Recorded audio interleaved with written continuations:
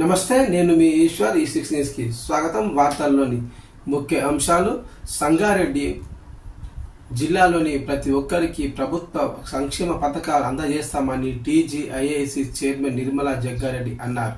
సంగారెడ్డిలోని PSR గార్డెన్లో కళ్యాణ లక్ష్మి షాదీ ముబారక్ చెక్కులను పంపిణీ చేశారు.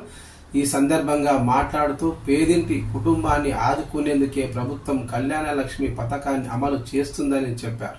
ముఖ్యమంత్రి రేవంత్ రెడ్డి ప్రవేశపెట్టిన 6 గ్యారంటీలు అమలు అవుతున్నాయని, ప్రతిపక్ష పార్టీ బీఆర్ఎస్ ప్రజలను తప్పుదో పట్టిస్తుందని, వారి మాటలు నమ్మొద్దని హితవు పలికారు. అర్హులందరికీ పథకాలు అందుతున్నాయన్నారు.